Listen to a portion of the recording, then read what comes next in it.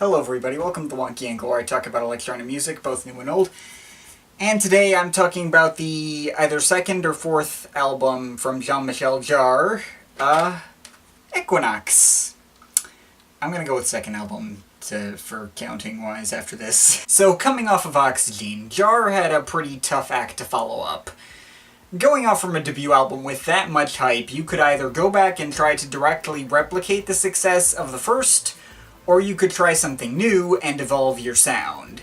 Throughout his career, Jarre has switched between these two options quite frequently. Typically, I tend to enjoy the Jarre albums that try something new more, as he could always bring in interesting ideas and find a compelling way to get them to work into his style. That said, it would take a little bit before Jarre would go in that direction, because his follow-up to Oxygen, for the most part, is kind of a rehash of what made the original work. A lot of the exact same synth textures, very similar atmosphere and approach to the compositions and melodies, right down to the fact there's no track titles here either. But you do typically see this album held in almost as high regard as Oxygen. Maybe not quite as good, but pretty dang close. And yeah, I think that's about where I lie too. Even though I personally feel like it's too similar to Oxygen to mark it as a classic in the same way, it's about equally enjoyable. Basically everything that originally worked about Oxygen also works about Equinoxe. The sound design is still detailed and well-textured, the melodies are all still excellent and iconic. It still holds up just as well in 2018 as it did 40 years ago. Jarre's style was still unlike anything else at the time, really.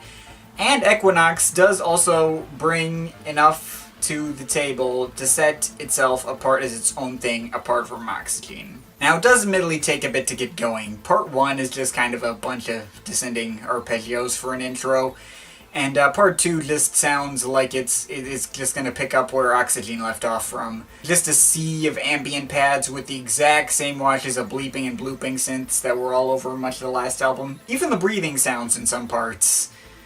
Yeah, those even come back later a little bit. Yeah, this beginning of the album doesn't get me hyped for what I'm about to hear in the same way Oxygen Part 1 did. Just, sounds like deja vu. But Part 3 is where the album starts to kick into gear. I mean, there's no beats, but we do get something that sounds like an electronic version of some, medieval waltz or something, with Jarre's classical influences coming back in. Definitely getting that haunting feel I get out of listening to really old, classical Baroque music, but it's electronic, so that's even better. The melody here, of course, is super catchy too. And it leads very smoothly into Part 4, which has some more structured beats. Almost feels like it could fit in a club environment at the time, like a Giorgio track or something in some parts. Of course, it also has a very heavy and dramatic vibe, and some really catchy melodies to go alongside it. In fact, the main keyboard melody from this track is almost just as infectious and iconic as Oxygen Part 4. Then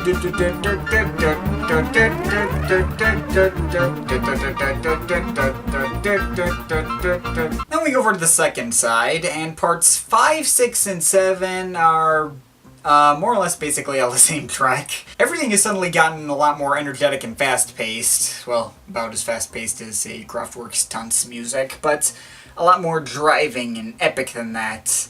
It's got the same wobbly bass line and percussion patterns throughout, and it's a ton of fun. Part 5 brings in these big, bright, and peppy but anthemic melodies. Da-da-da-da-da-da-da. Part 6 aims a little more on the subtle side, with the melodies being much more staccato, although not sacrificing any of the groove from earlier.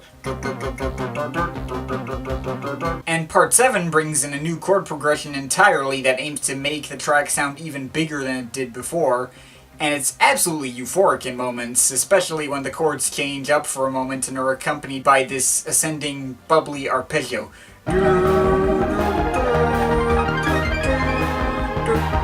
Finally, the album closes out with Part 8, which is definitely a weird place to finish. After Part 7 basically transitioned out with a lot of rainstorm sound effects, you get a little interlude, often referred to as Band in the Rain, where this kinda spooky carnival melody played by a little synth polka band or something like that and it's very slowly panned from the left ear to the right ear, as if passing by on the street.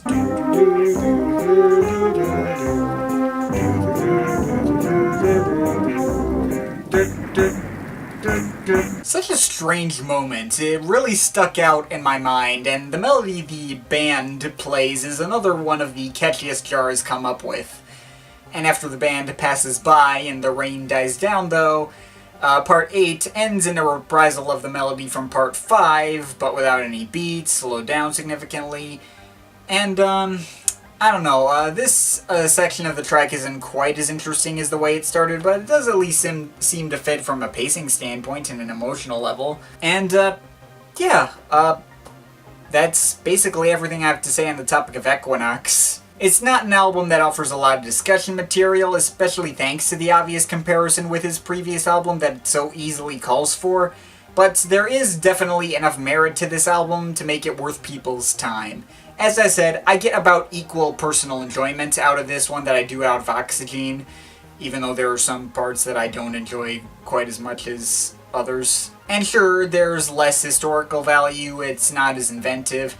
I could question Jarre's decision to so blatantly try and replicate the success of his breakout, but he did do a dang good job of replicating that success anyway. It's still a very well produced and very memorable synth odyssey with lots of iconic melodies and interesting moments that make it well worth the price of admission, so yeah, it's worth checking out. I'm overall feeling, let's go 8.5 out of 10. But of course, this is just my opinion. You can feel free to disagree with it, but I'd like to hear your thoughts, so leave the comments in the comment thing down there.